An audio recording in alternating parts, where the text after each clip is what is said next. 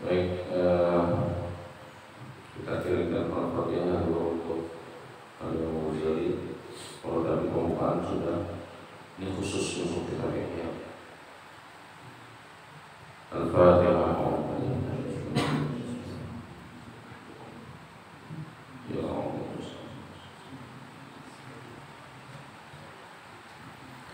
Ad-Darbur Rabi' Al-Mutammimatu. Siapa yang membaca? Pakai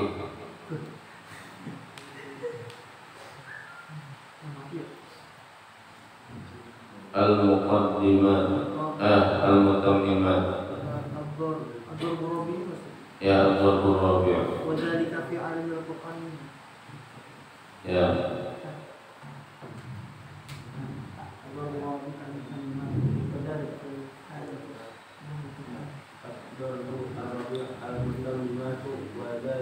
في علم القرآن فإنه ينقسم إلى ما يتعلق باللفظ كتعلم القراءات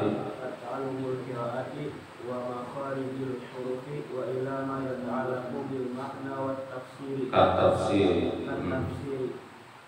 فإن اعتماده أيضا على النقل إذ اللغة بمجردها لا تستقل به وإلى ما يتعلق بأحكامه كمعرفة الناسخ والمنسوخ والعام والخاص والنسخ والظاهر. Oke, cukup nyaman jelas. Oke, saja sudah. Jadi Ad-Darbur Rabi' ini lanjutan dari apa yang kita bahas minggu yang lalu. Pembagian yang keempat setelah sebelumnya yang pertama itu apa? Al-Usul, kemudian Al-Furu', kemudian Al-Muqaddimat. Muqaddimat kemarin pengantar, nah sekarang Al-Mutammimat, pelengkap atau apa? Penyempurna atau pelengkap. Wadzalika fi ilmil Qur'an. Nah, di antara yang mutammimat itu, yang melengkapi itu, yang pertama dulu ya ulumul Qur'an. Fa innahu yanqasimu ila ma yata'allaqu bil-lafzi kata'allum qira'ati wa makharijil huruf. Ulumul Qur'an itu dibagi lagi ya sidin. Yang pertama ma yata'allaqu bil-lafzi, terkait dengan lafaz. Terkait dengan lafaz ini seperti mempelajari ilmu qiraat, mempelajari makharijul huruf dan sebagainya. Nah, selain ma yata'allaqu bil lafzi, ada juga ma yata'allaqu bil makna. Ada juga yang terkait dengan makna atau pemaknaan. Seperti kata beliau ilmu tafsir. Fa inna i'timadahu aidan 'ala naqli. Tapi untuk diketahui, ilmu tafsir ini tidak sekedar makna saja sandarannya itu i'timadahu, tapi juga 'ala naqli. Naqli itu apa? Nakal. Dalil naqli, jadi kita dalil naqli itu kitab dan sunnah. Makanya ada tafsir Quran bil Quran, tafsir Quran bis sunnah. Jadi tidak sekedar makna saja belajar tafsir itu, tidak sekedar kajian mempelajari makna-makna atau arti-arti daripada ayat yang sedang dibahas, tapi juga terkait dengan sababun nuzulnya atau menafsirkan dengan ayat-ayat sebelumnya yang disebut dengan ilmu munasabah. Ada munasabahnya enggak gitu kan? Ada keterkaitan atau keterhubungan enggak? Kadang-kadang munasabah itu tidak hanya ayat dengan ayat sebelum atau dengan sesudahnya, tapi juga bisa dengan ayat-ayat lainnya yang serupa pembahasannya. Makanya penafsiran itu kan ada tafsir tahdidi, ada tafsir mawdu'i, Bahkan sekarang ada juga tafsir maqasidi namanya. Jadi kalau tahlili itu menafsirkan per ayat, tetapi kalau maudu'i itu per tema, per pembahasan. Nah kalau maqasidi itu satu surah, itu kan arahnya satu surah ini membahasnya kemana, itu yang menjadi kajian dalam tafsir maqasidi. Ini masih belum terlalu populer metode ini, tapi sudah mulai banyak dikenal-kenalkan juga oleh akademisi yang sebelumnya.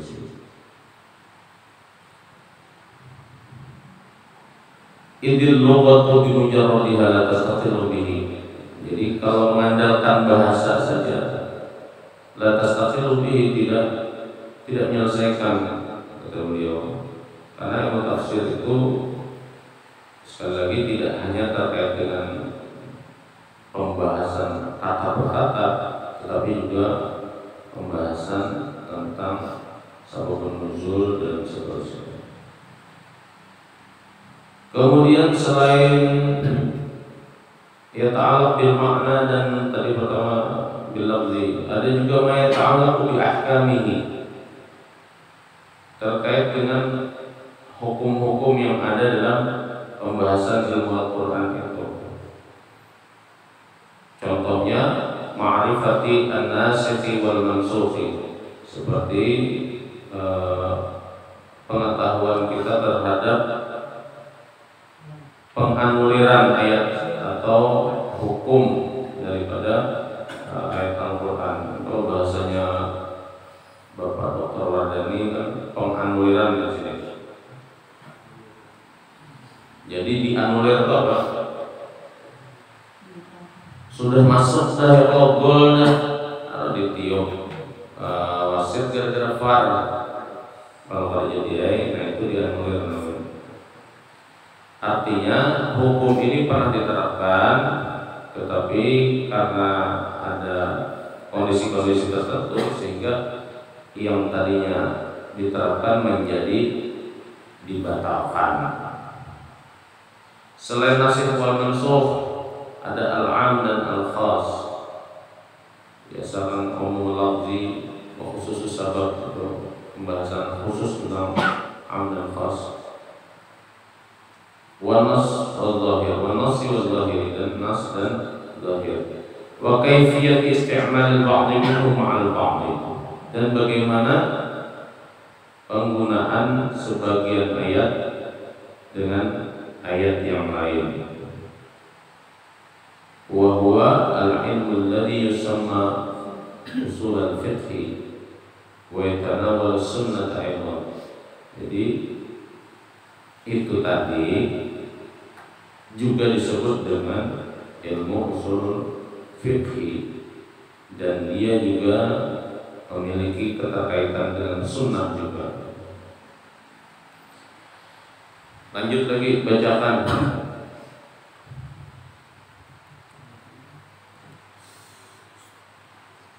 Siapa? Ashabul Wara. Siapa tokohnya yang gampang?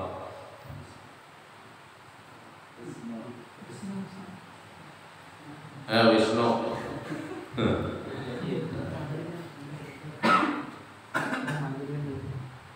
Wa kaifiyatu isti'malil ba'di minhu ma'al ba'di wa huwa al-'ilmu alladhi yusamma usulul fiqh wa yatanawwal sunnati wa amma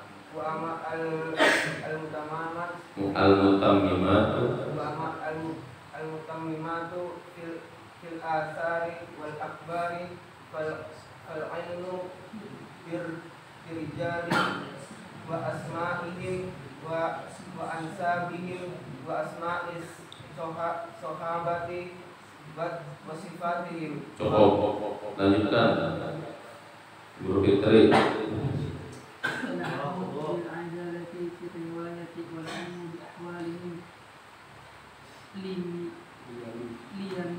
ليميز الضعيف بأعمالهم liyumayyizal mursal 'anil الإسناد وكذلك ما يتعلق به فهذه هي علم al-ulum syar'iyyah العلوم الشرعية كلها mahmudatun بل كلها min من فروض kifayatin. Oke. Jadi yang membahas tentang nasib masuk, amkhas, nas zahir, dan bagaimana menggunakan satu ayat atas ayat yang lain itu juga disebut dengan ilmu usul fiqh, dan itu juga ada kaitannya dengan sunnah. Tadi sudah ya. Nah, wa amal mutammimat fil athar wal akhbar, apa maksudnya itu? Nah, adapun yang pelengkap dalam ilmu athar dan akhbar itu dalam ilmu hadis dan usul hadis barangkali gitu ya. Fal ilmu bil rijal, maka diantaranya adalah ilmu terkait dengan rijalul hadis. Siapa rijalul hadis itu? Mereka adalah orang-orang yang biasa terlibat dalam periwayatan satu hadis. Apa pentingnya? Nah, nanti ya. Fal ilmu bil rijali wa asma'ihim.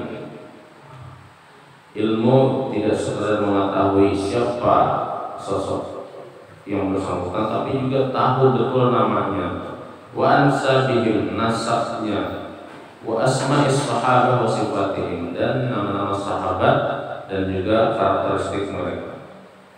Jadi rijal di sini penting untuk diketahui. Kenapa? Karena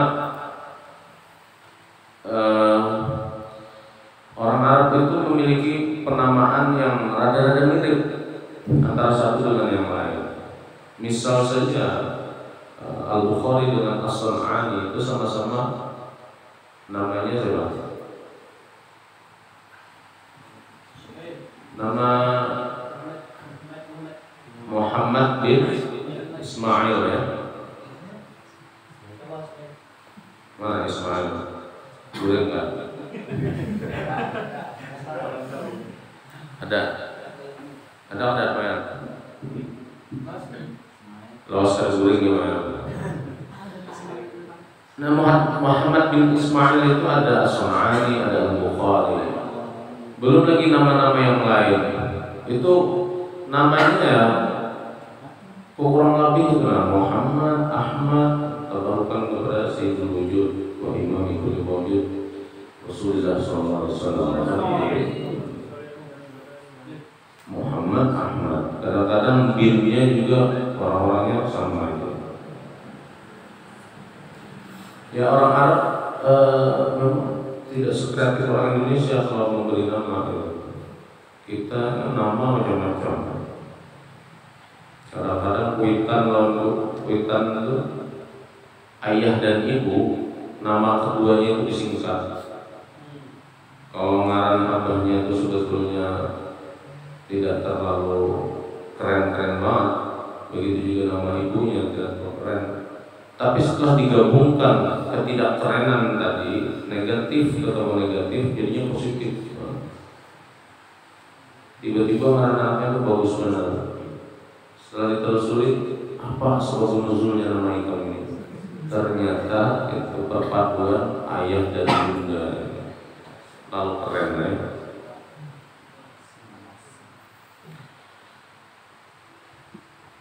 Nah, menghindari ketidakjelasan nama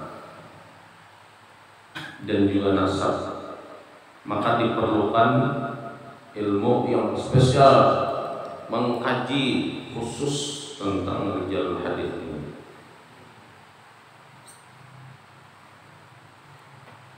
Begitu juga bahkan nama-nama sahabat juga dan juga sifat-sifatnya.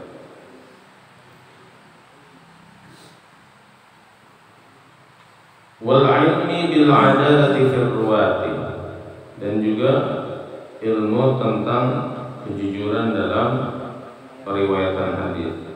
Nah, itu juga bicara tentang athar dan akhbar. Wal ilmi bi ahwalihim, dan ilmu tentang ihwal keadaan mereka.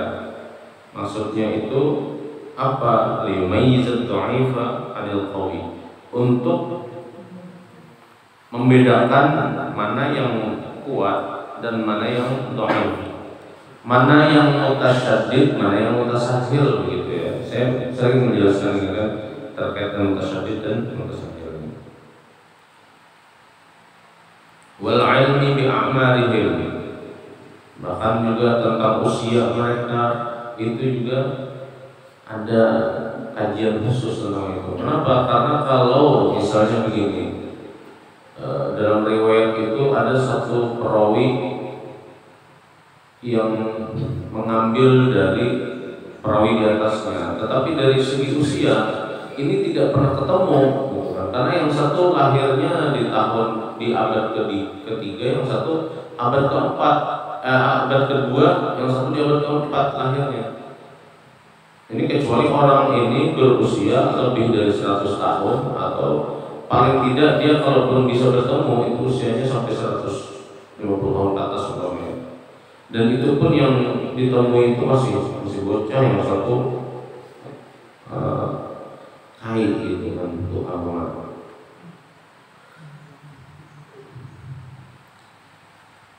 Maka mengkaji a'mar, umur-umur atau usia mereka, limaizal mursal 'anil musnad, itu juga untuk membedakan terputus atau nyambung gitu. Jadi mursal di sini maksudnya bukan hadis yang mursal tapi terputus. Musnad di sini bisa dibaca, di sini bisa dibaca mursal, bisa mursal ya. Bisa musnad, bisa musnad. Bukan hadis mursal yang kalau kita definisikan apa hadis mursal. Hadis mursal itu kan keterputusan di generasi sahabat. Hadis mursal itu ya sahabat tidak disebutkan. Jadi dari tabi'in langsung menyebutkan dari Rasulullah. Padahal tabi'in ini dia tidak akan dikatakan tabi'in kalau dia bertemu Rasulullah, pasti dia sahabat. Tapi dia kenapa generasinya kalau disebut generasi tabi'in? Karena dia tidak bertemu dengan Rasulullah. Maka pengakuannya dari Rasulullah itu dianggap bermasalah. Tetapi ada juga sebagian ulama mengatakan hadis mursal itu diterima, tidak mardud gitu kan. Alasannya kenapa? Selama jalur dari perawi yang di bawah ini sampai kepada generasi tabi'in itu dan dianggap, ditengarai bahwa orang-orangnya itu jalur-jalurnya itu mausuk semua, thiqah semua, maka tidak masalah hilang di generasi sahabat, karena sahabat pasti orang-orang yang adil semua, yang mausuk semua, thiqah gitu. Jadi di situ ada istilahnya terkait diterima atau tidaknya hadis yang mursal. Tapi maksud yang di sini ini bukan hadis mursal yang begitu, tapi mursal di sini artinya terputus. Jadi untuk mengetahui keterputusan sanad dan ketersambungannya, maka perlu ada pengkajian khusus tentang usia para rijalul hadis. Sampai sini kira-kira wawasan Imam Ghazali terkait hadis dan ilmu hadis buruk atau baik?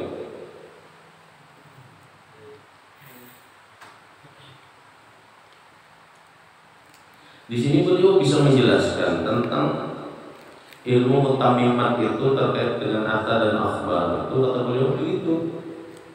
Ada kajian-kajian khusus tentang itu, tentang rijal hadis, tentang untuk apa? Untuk mengetahui ini tadi. Oke, maksudnya begini. Ada ulama-ulama yang meragukan hadis-hadis yang ada dalam kitab Ihya ini, bahkan tidak hanya mendhaifkan, bahkan memauqufkan gitu kan. Lalu kesimpulannya apa? Kesimpulannya tuh menganggap Imam Ghazali ini buruk wawasan keilmuan hadisnya gitu. Seakan-akan sidin itu pada tahu mana hadis dhaif dan hadis sahih gitu kan. Padahal di sini sidin sudah mendefinisikan. Mustahil sidin tidak tahu tentang ulumul hadis kalau sidin justru bisa mendefinisikannya. Nah, maksudnya nah, jadi kita bisa menyangkal tuduhan orang-orang yang menganggap pemahaman Imam Ghazali terhadap hadis dan ulumul hadis itu buruk. Di sini sidin hanya berkisah tentang ulumul hadis gitu kan. Nah, di pertemuan yang kemarin Imam Ghazali memasukkan bahwa al-fuqaha itu wahum ulama'ud dunya. Ahli-ahli fikih itu adalah ulama dunia ya sebenarnya. Nah, di sini nanti ada sedikit ketersinggungan tentang itu.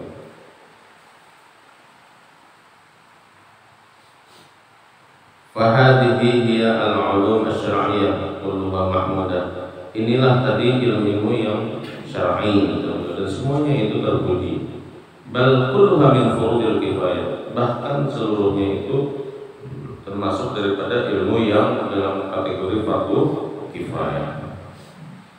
Fa in qulta lima al-haqta al-fiqha bi'ilmi ad-dunya wa al-haqta al-fuqaha bi'ulama'i ad-dunya. Nah, di sini sidin membawahi kita berpikir. Kalau engkau sedikit memprotes pernyataanku di atas yang saya sendiri tadi ya, sidin menyebutkan bahwa ilmu fikih atau ulama fikih itu atau fuqaha itu ulama dunia. Nah, kalau engkau ingin memprotes, kenapa aku, kata Imam Ghazali, atau lima al-haqqa, kenapa engkau wahai Imam Ghazali gitu, memasukkan ilmu fikih itu sebagai ilmu dunia, dan orang-orang yang ahli fikih itu, ulama-ulama fikih itu engkau sebut dengan ulama dunia. Nah, lalu sidin berkisah, fa'lam sidin Allah azza wa jalla akhraja Adam alaihi salam min at-turab wa akhraja dzurriyyatahu min sulalatin min tinin wa min ma'in dafiqin fa akhrajahum min al-aslabi ila al-arham wa minha ila ad-dunya thumma ila al-qabri thumma ila al-'ardi thumma ila al-jannati aw ila an-nar. Wahada mabda'uhum wa hadhihi ghayatuhum wa hadhihi manaziluhum. Ini masih mengambang nih pernyataan sidin ini. Jadi sidin alasannya pertama bahwasanya Allah azza wa jalla itu menciptakan Adam daripada tanah, kemudian menciptakan keturunan-keturunannya itu dari tinin, dari tanah, wa mimma indafiq, dari air yang ganyer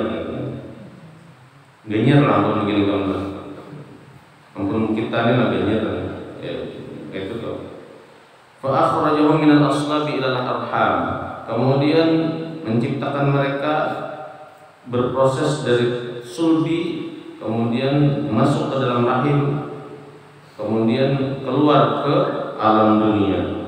Setelah itu, setelah berproses kita ini jadi manusia, hari ini kita masih dalam proses itu. Tsumma ilal qabri, kemudian nanti kita akan masuk alam kubur. Tsumma ilal ardi, kemudian ke alam hari pembalasan, hari kebangkitan. Tsumma ilal jannah atau ilal nar, kemudian pilihannya hanya dua, kalau tidak ke surga kita ke neraka.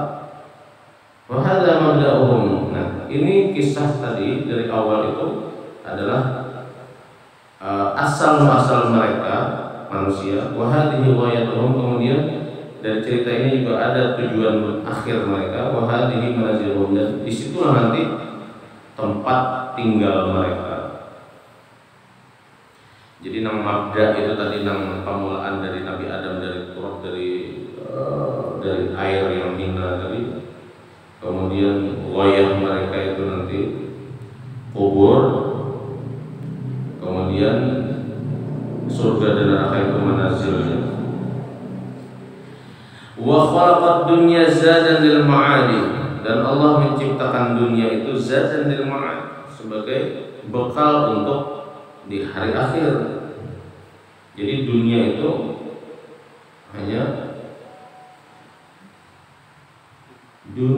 hanyalah persinggahan.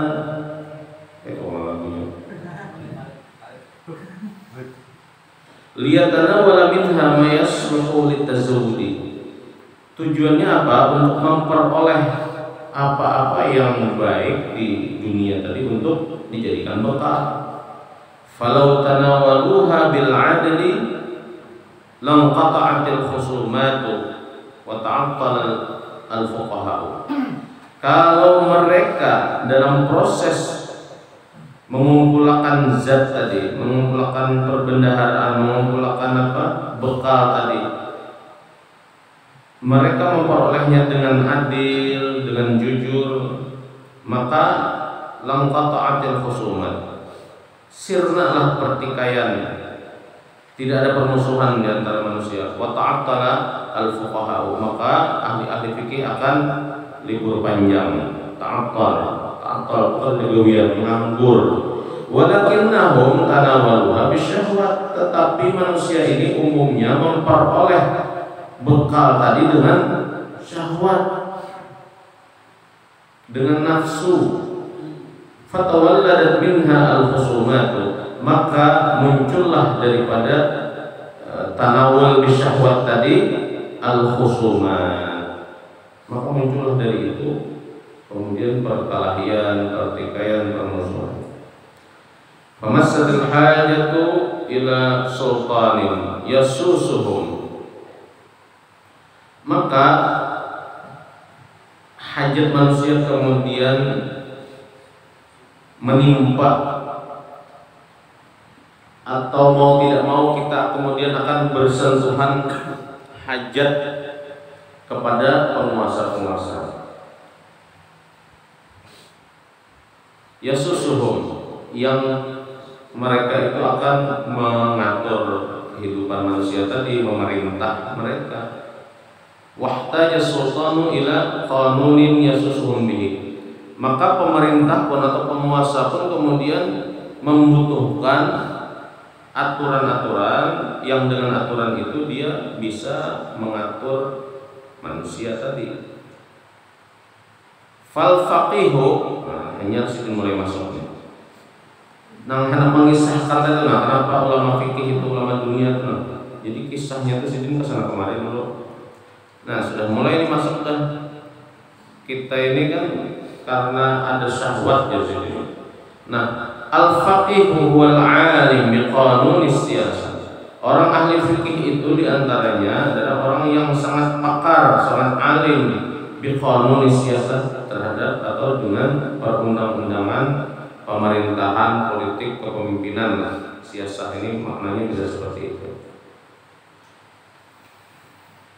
Jadi memang pakar benar terhadap perpolitikan itu ya ulama-ulama politik. Kalau kita bicara fikih siyasah, maka yang paling pakar terhadap fikih siyasah ya ulama-ulama fakih terhadap siyasah. Ada fakih.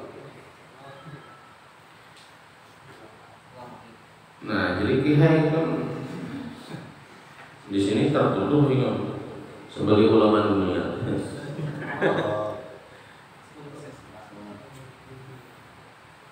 Wa tariqit tawassuti bainal khalqi. Nah, para fuqaha tadi juga orang yang tidak hanya mengetahui atau akar dalam urusan peraturan perundang-undangan, tapi mereka juga pakar juga dalam urusan menjembatani atau menengahi antara urusan satu kelompok terhadap kelompok yang lain. Itu biasanya juga orang-orang fikih. Mungkin dulu itu yang dimaksud di sini adalah orang-orang yang biasa menyelesaikan permasalahan antara satu kelompok dengan kelompok yang lain saling bertikai di peradilan atau di, kalau kita sekarang mungkin ya pengadilan agama ya pengadilan umum juga bisa kena juga. Jadi zaman itu mereka itu disebut dengan ahli fikih juga. Jadi, tapi fikihnya fikih siasat dan fikih muamalah. Idza tanaza'u bi hukmi syahawat.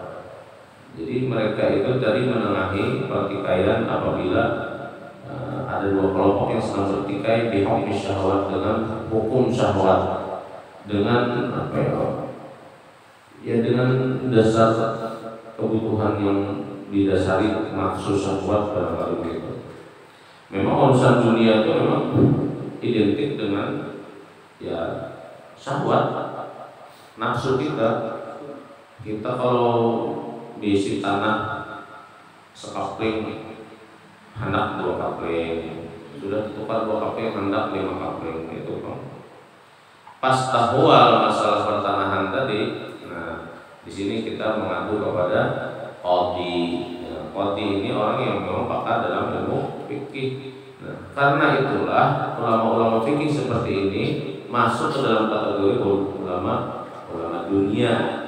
Tapi kita jangan seuzon dulu, nanti belum selesai saya menjelaskan ini. Faqala al-faqihu mu'allim as-sultani. Maka seorang ahli fikih tadi dalam konteks ini dia juga sebagai gurunya daripada sultan, para penguasa. Wa mursyidahu, bahkan dia juga sebagai pembimbing mereka itu ila turuq siyasatil khalqi. Membimbing mereka dalam apa? Dalam mengelola siyasatil khalqi, mengelola pemerintahan terhadap masyarakat, wadabtihim, dan mengatur mereka, liyaqallima istiqamatihim umurahum fid dunya, supaya mereka itu disiplin, teratur dengan menegakkan urusan-urusan mereka tadi di dunia itu. Wala amri, dan demi umurku, ya Imam Ghazali ini semacam berpandir jawab bahasa kita, wujudan tak berharam-haramna, innahu muta'alliqun aidan bid-din. Sesungguhnya perkara-perkara tadi itu ada hubungannya juga dengan agama. Walakin la bi nafsihi bal bi wasitati dunya. Tetapi urusan agama di sini tidak menyendiri, tetapi dia hanya sebagai tapi dia dijembatani oleh dunia tadi, diwasilahi oleh dunia. Karena apa? Fa'inna dunia mazra'atul akhirah, karena dunia itu ladang akhirat. Maka wajar kemudian akhirat itu kan kaitannya dengan agama. Nah, dunia ini kalau disebut ladang akhirat, maka sangat wajar kemudian urusan-urusan dunia ini terikat juga dengan urusan agama. Wala yatimu dinu illa bidunya. Nah, tidak sempurna urusan-urusan kita terhadap agama ini kecuali juga kita diikut dengan urusan dunia. Wal mulku wad dinu tawamani. Kekuasaan dan dunia dan agama. Kekuasaan itu identik dengan dunia, dan agama itu tawamani, dua sisi dari satu uang yang sama, dua sisi dari satu mata uang yang sama.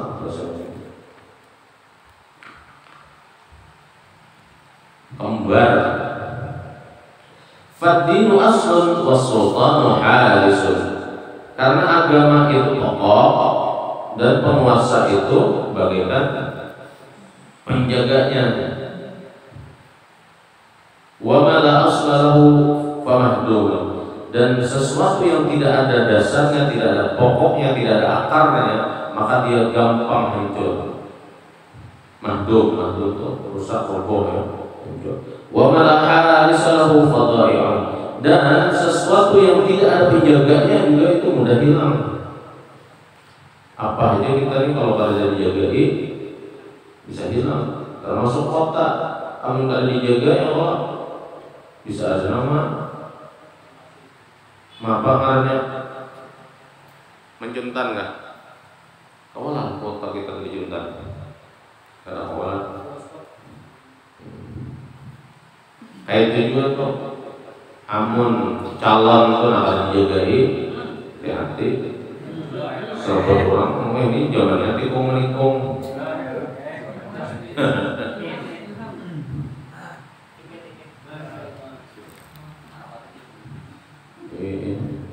Wala yatimul mulku wad-dhabtu illa bis-sultani, dan tidak sempurna kekuasaan dan pemerintahan itu kecuali dengan adanya pemimpin. Jadi kita ini secara aturan punya misalnya struktural, tetapi sampai hari ini tidak ada ketetapan siapa yang memimpin, siapa yang jadi presidennya. Maka itu layatimu, kata beliau, tidak sempurna itu, dan justru itu bisa kacau. Wa tariqud dawti fi fasl hukumati bil fiqh.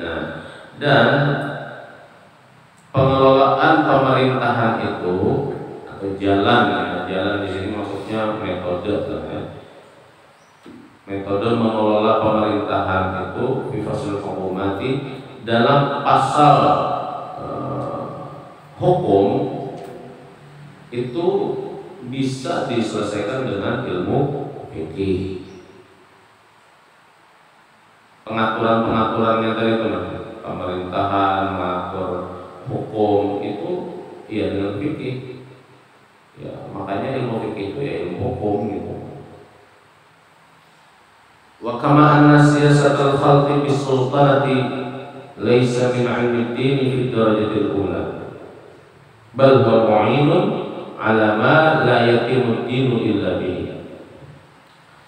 Dan sebagaimana siyasatul khalq, mengatur manusia itu dengan kekuasaan, laisa min 'ilmi ad-din, bukan daripada ilmu agama fi darajatil ula, pada level paling pertama. Maksudnya dalam konteks ilmu agama sebetulnya ilmu siasat itu bukan level yang paling tinggi begitu.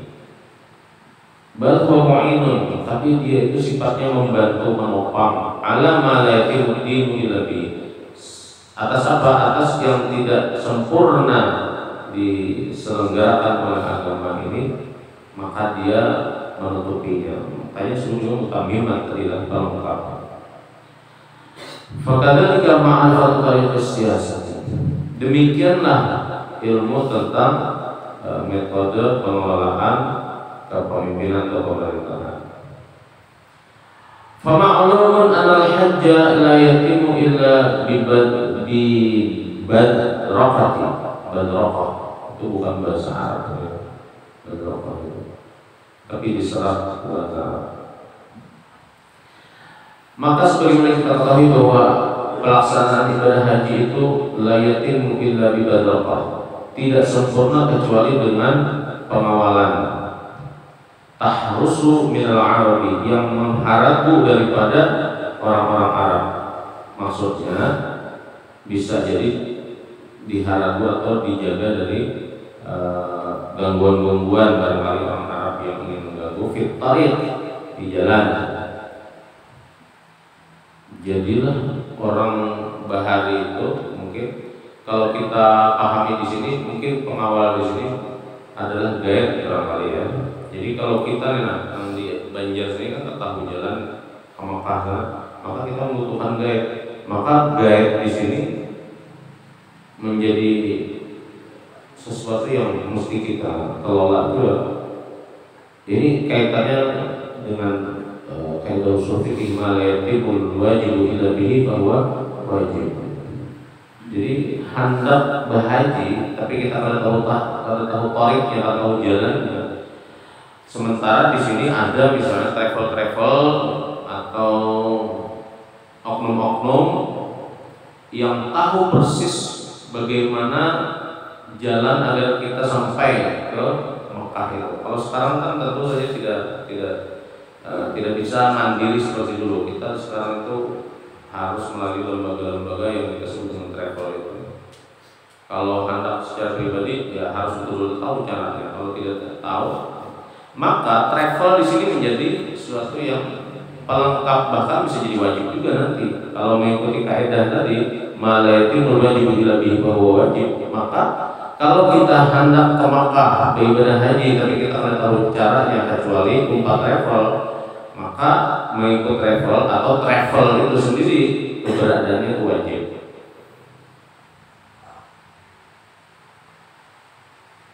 Walakin al-hajja syai'un wa suluk at-tariqi ila al-haji syai'un tsani. Yasidin, haji itu satu masalah. Kemudian suluk at-tariq ila al-haji itu juga masalah lain.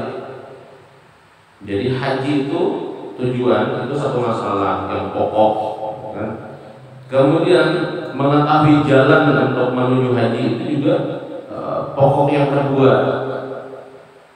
Wal qiyam bil hirasati, dan menyelenggarakan al-hirasah di sini kita analogikan ke travel tadi, memberdayakan travel, menghidupkan travel. Allati la yatimul hajj illa biha syai'un thalith, yang kalau kita tidak lewat travel kita sulit melaksanakan haji, maka travel ini adalah pokok yang ketiga. Wa ma'rifatu turqil hirasati wa hiyaliha wa qawaniha syai'un rabi, dan mengetahui cara memperoleh atau menghubungi travel ini apa caranya, dan juga upaya-upayanya serta aturan-aturan mainnya, itu adalah pokok yang keempat. Jadi berurutan-urutan di sini. At-tabi'un tabi'un, akhirnya kan begitu. Nah, itu saja barangkali yang kita selesaikan. Terus akan sedikit lagi yang kita bisa sampai sini. Wa hasilu fadil fiqhi ma'rifatu turuq as-siyasati wal hirasati wa yadullu 'ala dhalika ma huwa musnad.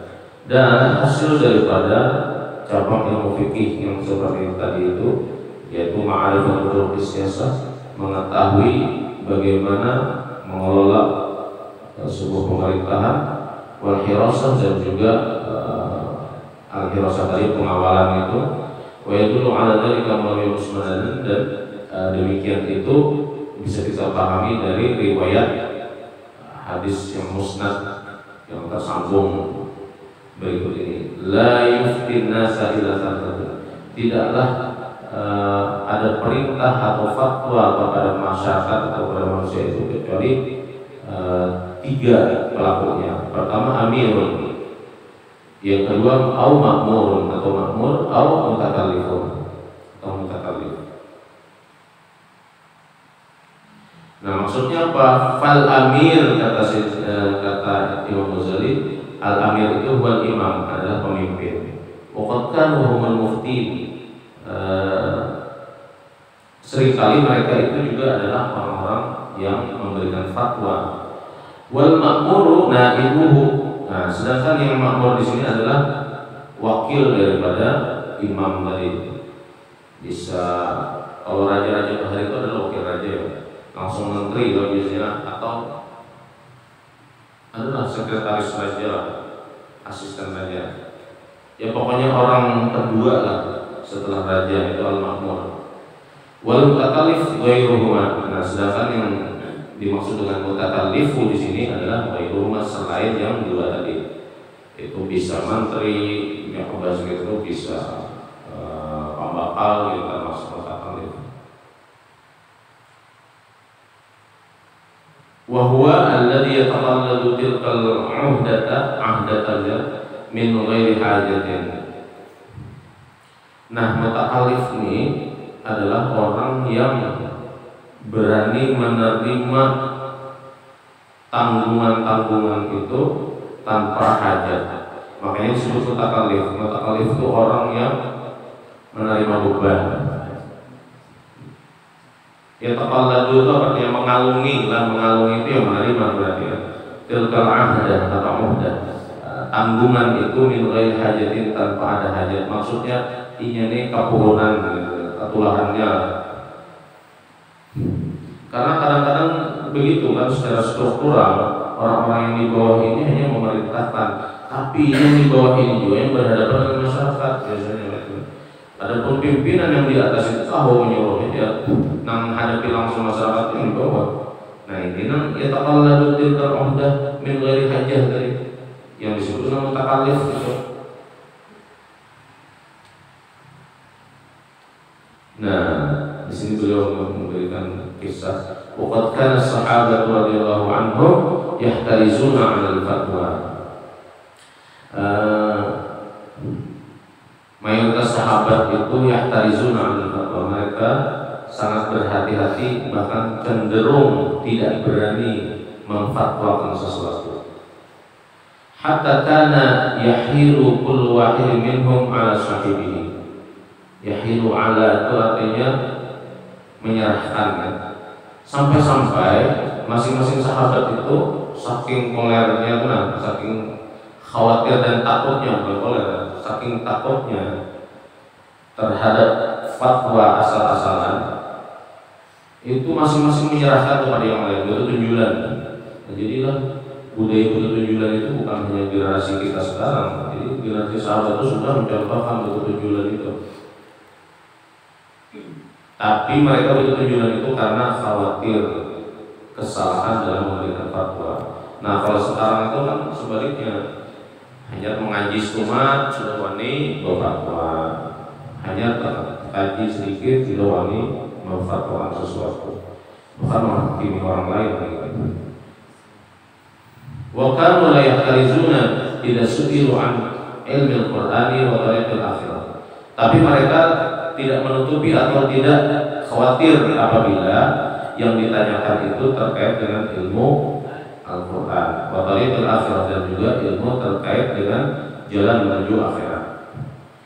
Wa fi ba'd riwayati, dan di sebagian riwayat badal mutakallifi, sebagai ganti daripada keadaan yang mutakallif itu, atau istilah lain dari al-mutakallif itu adalah al-mura'i, orang yang gemar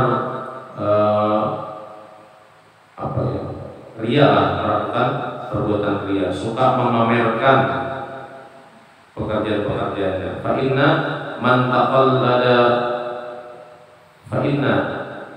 man taqallada khatral fatwa wa huwa ghairu muta'ayyin lil hajati fala yuqsadu bihi illa talabal jahi wal mali. Apa tuh maksudnya dong? Maka sesungguhnya bagi orang yang taqallada, ya taqallad itu menerima atau mengalungkan gitu ya. Taqallada itu artinya kalung sebenarnya. Taqallada itu mengalungi, berarti menerima ya. Khatral fatwa, resiko daripada berfatwa itu. Wa huwa ghairu muta'ayyin min hajah, sementara dia itu tidak punya kepentingan apa-apa, tidak memiliki kapasitas, yang bahasa kita tuh tidak memiliki kompetensi untuk berfatwa, tapi dia berfatwa dan dia siap menerima khatral fatwa tadi, resiko dari fatwa itu. Nah, jadi Ghazali fala yuqsadu bihi, tidaklah orang ini dimaksudkan illa talabul haq, talabal jahi wal mali, kecuali mencari sensasi saja. Jah itu mencari popularitas dan harta. Jadi mulai zaman sini itu sudah ada orang-orang yang hanya mengejar viralitas saja, supaya dapat jah dan mal, supaya dapat kehormatan di mata masyarakat dan juga harta. Nah, kita alhamdulillah dari itu. Tapi kadang-kadang ngalih juga di Indonesia ini. Ustadz kalau sudah terlanjur populer itu ujung-ujungnya pakai manajemen, ada manajernya, dan kalau sudah bicara manajemen itu ada tarif gitu kan. Dan itu sudah maklum bil darurah. Di Indonesia itu sudah rahasia umum lah kalau ustaz-ustaz. Makanya jangan heran kalau misalnya kita mendengar ustaz A bermasalah dengan jamaahnya karena soal tarikh itu dan seterusnya. Ya begitu. Itu sudah ada mulai zaman Bahari. Sudah ada mulai zaman demikian. Barangkali mudah-mudahan ada manfaatnya. Salah khilaf maaf. Kita akhiri subhanallah wa bihamdihi subhanallah wa bihamdihi asyhadu an la ilaha illa anta astaghfiruka wa atubu ilaik.